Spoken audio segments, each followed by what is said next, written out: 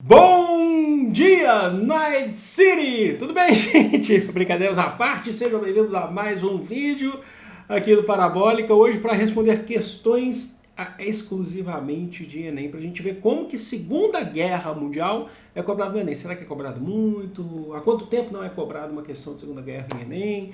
Ou será que foi recente? A gente vai ver tudo isso. Então já se inscreve no canal se ainda não for inscrito. Dá aquela curtida para ajudar o canal a crescer. Tem geral, Brasil, filosofia, sociologia. Tem muito conteúdo, o conteúdo é completo para o Enem e demais vestibulares. E boa semana a todos nós. Vamos aí com muito conteúdo, muito estudo, até as provas aí, certo? Hoje a gente vai ver especificamente como é cobrado Segunda Guerra Mundial. Não necessariamente sociedade nazista ou sociedade fascista, mas o contexto da Segunda Guerra Mundial, que é o contexto específico lá de 1939 a 45. E eu fiz seleção aí de 3 questões, que são as últimas cobradas em Enem. Tá contando aqui, ó, Enem Libras, Enem para pessoas privadas de liberdade, PPL, o Enem convencional, e, se possível, de repente, aquele Enem de 2016 que teve segunda... Acho que ele não foi cobrado, não. Que teve segunda aplicação, né? Mas, enfim, vamos ver aqui. E tá por ordem do mais recente dessas 3 questões. São as últimas que foram cobradas de Segunda Guerra Mundial. Lembrando que a gente vai ver aqui que em 2019 não teve... Que a gente vai começar com 2018 em PPL. Não significa que não vá ter. Já tem um ano que não é cobrado, é muito pouco. Mas vamos lá então, vou fazer a mágica aqui da anti-edição, fora da edição. Já temos aqui a questão Enem PPL, Pessoas Privadas de Liberdade 2018, é o Enem, tá? Então tá contando pra gente, é o mesmo modelo, é o mesmo formato, é o Enem destinado a um grupo de pessoas. Vamos lá. Tem algum neném, alguma coisa começou a chorar aí. Vambora, gente, vambora. Quanto aos campos de batalha, os nomes de ilhas melanésias e assentamentos nos desertos norte-africanos, na Birmânia e nas Filipinas, tornaram-se tão conhecidos dos leitores de jornais e rádio-ouvintes quanto os nomes de batalhas no Ártico e no Cáucaso, na Normandia, em Stalingrado, em Kursk. A Segunda Guerra Mundial foi uma aula de geografia. Então, nós temos aí esse livro... Eita, tô coçando minha perna aqui, peraí. Esse livro maravilhoso que é A Era dos Extremos, do Eric Hobsbawm, que você sabe que é, em geral, ele é um dos meus grandes historiadores favoritos, acho que de muita gente, né? Vamos lá. Um dos principais acontecimentos do século XX, a Segunda Guerra, Grande Guerra, 1939 a 45, foi interpretada no texto como uma aula de geografia. Por quê? Atenção, então é uma questão, olha só, nem sempre é assim. As questões, eu acho que o nível de questões, muitas vezes, do Enem, ele acaba sendo um pouco mais tranquilo do que outros vestibulares, mas tem as difíceis também. Eu acho que não é o caso dessa, ela só pode confundir um pouco, mas aqui, ó, o enunciado, ó, prestem bem atenção, se eu consigo marcar aqui... Ó, consigo. Ó, o enunciado, ó. Um dos principais acontecimentos do século XX, a Segunda Grande Guerra, foi interpretada no texto. Então, às vezes, você tem questões que o texto ele é só um pano de fundo. Aí pergunta sobre o seu conhecimento sobre o assunto, sobre o conteúdo de fato, conteudista. Aqui está perguntando sobre o texto. Então, é uma questão de você saber interpretar, retirar do texto o que ele está querendo dizer. Como uma aula de geografia. Por quê? Teve-se ciência de lugares outrora ignorados. B. Foram modificadas fronteiras e relações interestatais. C. Utilizaram mapas estratégicos os exércitos nelas envolvidos. D. Tratou-se de um acontecimento que afetou a economia global. E tornou o continente europeu o centro das relações internacionais. Vamos lá, gente. Em relação ao texto do Hobsbawm, ao trecho retirado da Era dos Extremos, por que a Segunda Guerra Mundial foi considerada uma aula de geografia? Vou dar a resposta. É A.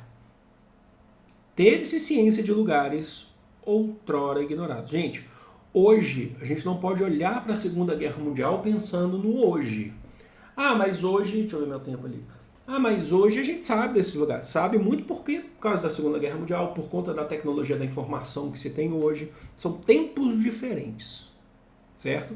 Aqui, ó, o que o Hobsbawm fala? Quanto aos campos de batalha, os nomes de ilhas, melanésias e assentamentos nos desertos norte-africanos, na Birmânia e nas Filipinas, tornaram-se tão conhecidos, ó, tão conhecidos os leitores de jornais e radioouvintes quanto os nomes, né, de radioouvintes. Aqui, ó. Então, passou-se a discutir, saía no jornal, ó, tal país invadiu tal área. Aí você fala, nossa, eu nem sabia que existia. A gente está falando de outros tempos. As pessoas não tinham conhecimento, eram burras. Não, você sabe que não é isso. Mas não era algo que estava no cotidiano das pessoas. Imagina só, os fuzileiros navais americanos vão para a Batalha do Pacífico, lutar contra o Japão. Chegam lá na Oceania, em ilhas que eles jamais, as pessoas nunca tinham ouvido falar, certo? Então isso é muito interessante de se pensar. Tem outras questões aqui, para a gente ver as outras respostas, que você sabe que eu gosto de fazer isso com muito detalhe, que tem questões importantes sobre a Segunda Guerra Mundial, algumas afirmativas que não são tão erradas assim, ou não são erradas, mas que não estão relacionadas necessariamente com o texto. Aqui está perguntando do texto, então vocês têm que ficar de olho nesse sentido. Ó. A B diz, foram modificadas fronteiras e relações interestatais, não tem relação com o texto. A C diz, utilizaram mapas estratégicos dos exércitos nelas envolvidos. Tudo bem, você pode até utilizar mapas estratégicos, mas qual que é a relação com o texto do que o Hobsbawm está falando de serem conhecidos? A D falou, tratou-se de um acontecimento que afetou a economia global. Afetou a economia global, a Segunda Guerra Mundial?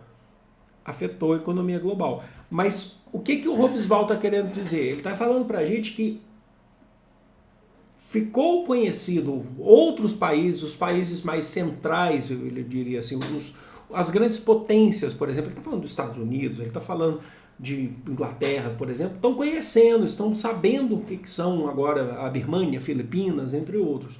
Afeta a economia global? Afeta, mas é porque existem batalhas ali, então as pessoas estão sabendo sobre. E aí tornou o continente europeu o centro das relações internacionais. Será que é o continente europeu que é o centro das relações internacionais durante a guerra? Sendo que é uma guerra mundial, tem Estados Unidos no meio, entendeu? Então, a alternativa correta, ó, alternativa A, é uma aula de geografia, porque é bem simples. Teve-se ciência de lugares outrora ignorados. Essa questão, às vezes a gente fica tentando achar a explicação em economia, em política, como as outras afirmativas estão dizendo, quando na verdade é porque as pessoas não falavam antes. É uma questão mais simples. Aí eu vou até citar Freud, quando perguntam para ele por que ele fumava charuto, e ele fala, tem alguma explicação, né, por causa da psicanálise sexual, alguma coisa que Freud fala.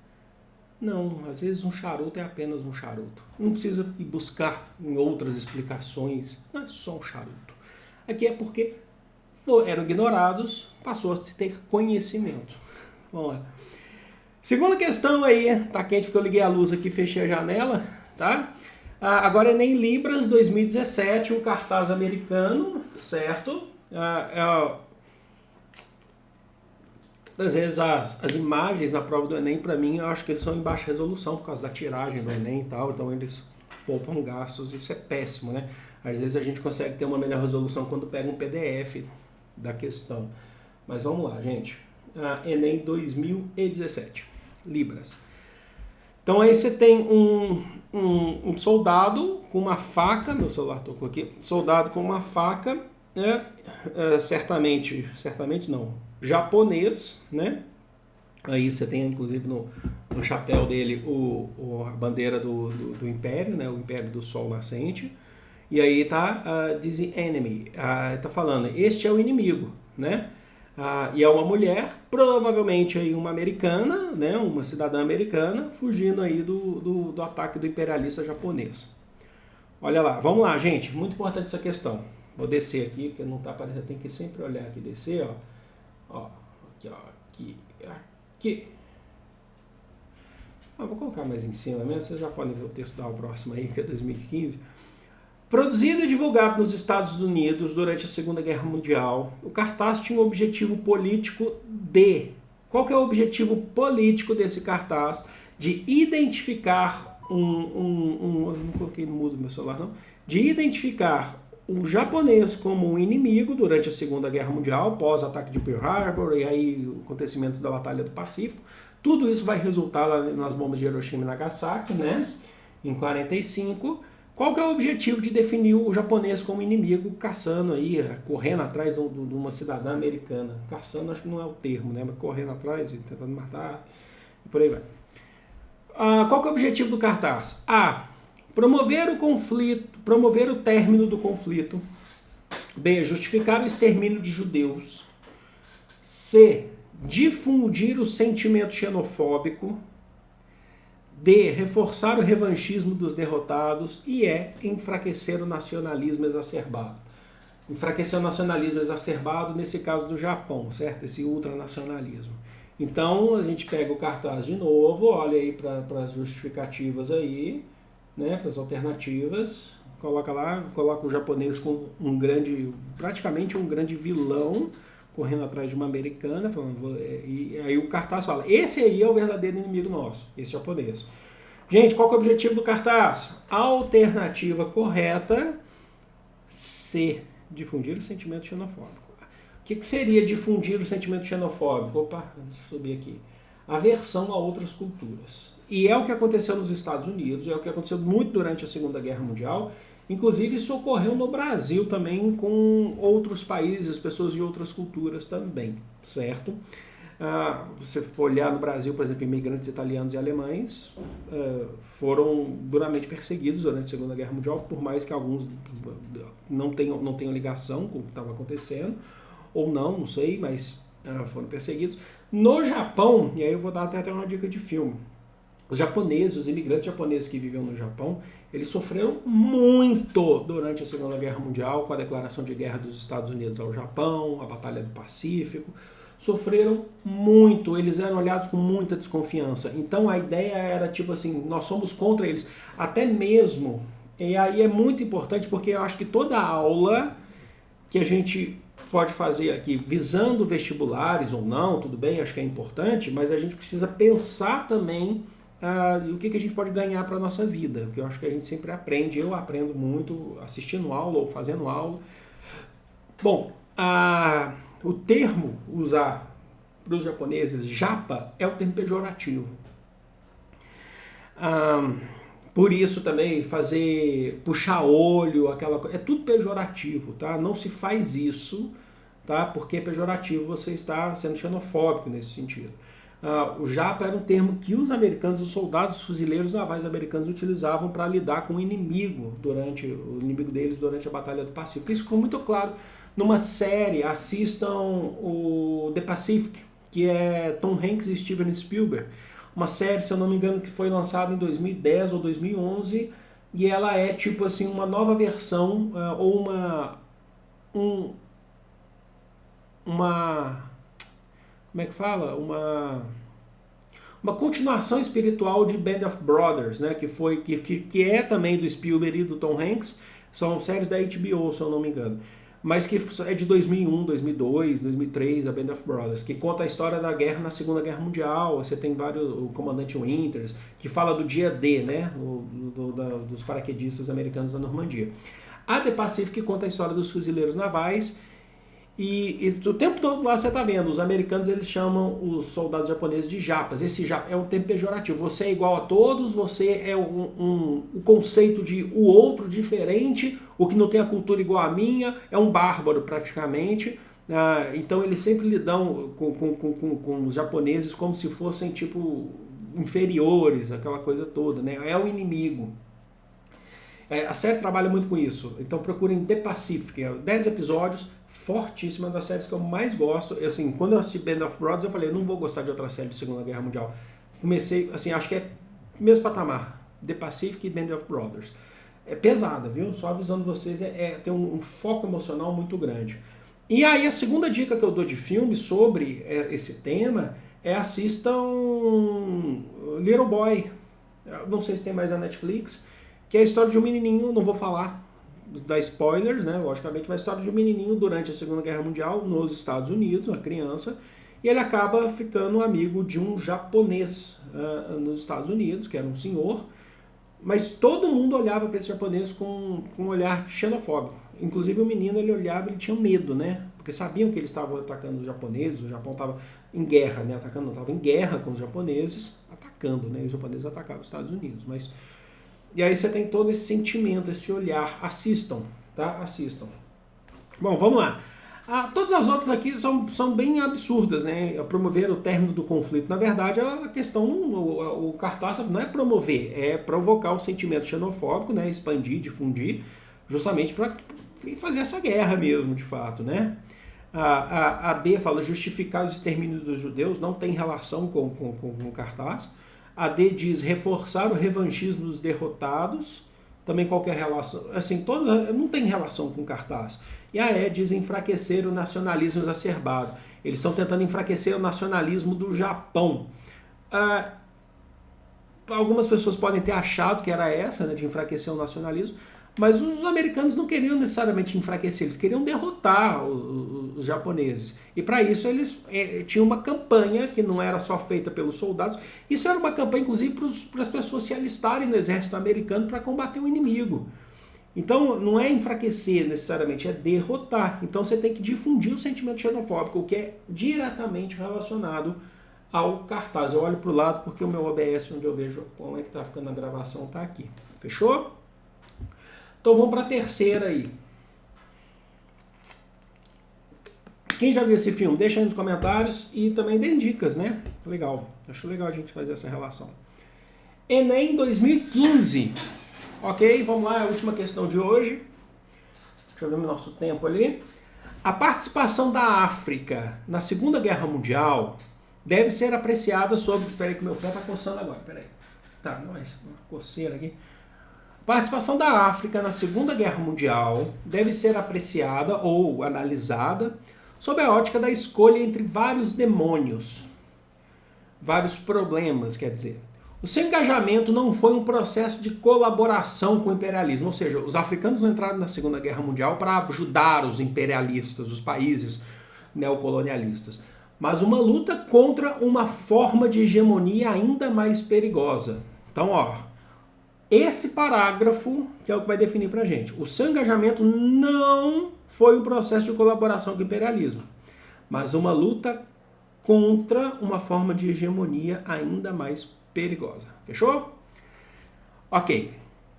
Para o autor, deixa eu subir aqui agora, a forma de hegemonia que ele definiu lá, em uma de suas características que explica o engajamento dos africanos no processo analisado foram, para o autor, a forma de hegemonia, que ele falou assim, os africanos não estão defendendo o imperialismo quando eles entram na guerra. Eles estão lutando contra uma forma de hegemonia. Para o autor, a forma de hegemonia e uma de suas características que explicam o engajamento dos africanos no processo analisado foram: o que explica o engajamento dos africanos na Segunda Guerra Mundial? Eles estavam ali por conta do comunismo e da rejeição à democracia liberal. B, eles estavam ali combatendo o capitalismo e a devastação do ambiente natural. C, eles estavam ali combatendo o fascismo e a adoção do determinismo biológico. D, o socialismo e a planificação da economia nacional. E o colonialismo e a imposição da missão civilizatória. E aí, gente? Algumas pessoas podem ficar confusas, né? Vamos lá. Eu vou ler de novo o pequeno texto aqui e a gente responde, tá bom? Olha só. A participação da África na Segunda Guerra Mundial deve ser apreciada sob a ótica da escolha entre vários demônios. O seu engajamento não foi um processo de colaboração com o imperialismo, mas uma luta contra uma forma de hegemonia ainda mais perigosa. Fala para mim aí qual que é a alternativa correta, gente. Hein? A alternativa correta, deixa eu ver meu tempo, tá tudo certo aqui, né? Alternativa correta, C. Os africanos, a maior parte do engajamento dos africanos estava ali para combater o fascismo e a adoção do determinismo biológico. Prestem minha atenção porque vocês podem confundir, algumas pessoas devem ter achado aí que foi, por exemplo, a alternativa E, por exemplo. Né? Eu vou dar um exemplo, aí eu vou explicar. Eles estavam lutando contra o fascismo. Inclusive o fascismo italiano entrou na África. O fascismo italiano, por exemplo, e o alemão. Quando a gente fala fascismo, aqui o conceito de fascismo, tá? Vamos lá. Vamos só lembrar. O conceito de fascismo utilizado aqui vale também para o nazismo. Certo? Por quê? Porque eu já tenho aula aqui, já falei mais de 1000 vezes, o nazismo ele tem origem no fascismo. Então o nazismo seria, eu vou jogar de uma maneira bem em linhas gerais mesmo, ele seria um fascismo só que adequado ao pensamento de Hitler. Então ele é um fascismo adequado às concepções que Hitler destacava dentro da Alemanha, certo?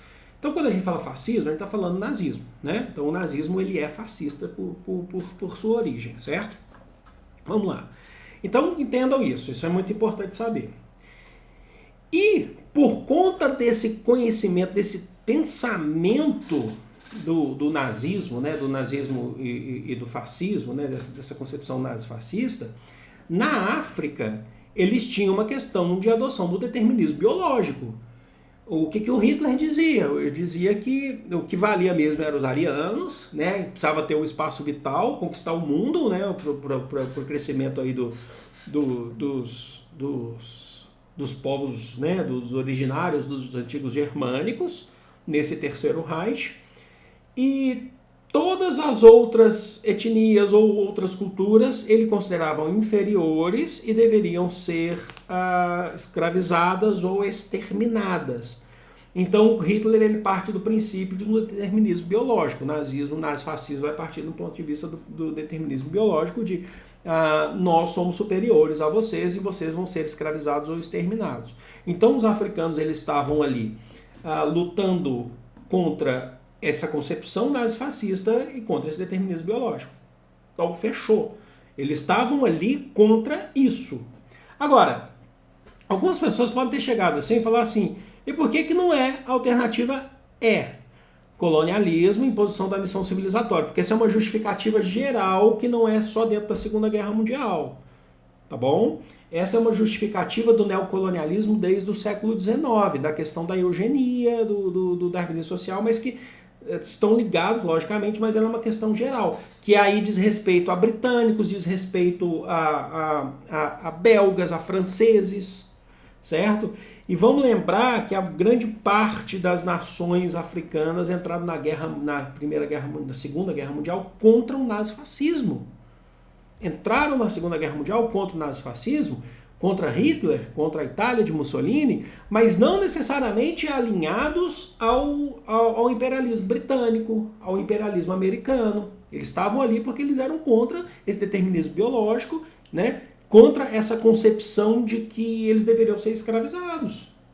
Entenderam? Então é bem sutil, mas existe uma diferença para a gente poder identificar a C como a correta e não a E, porque a E já colocaria outros pontos aí no meio.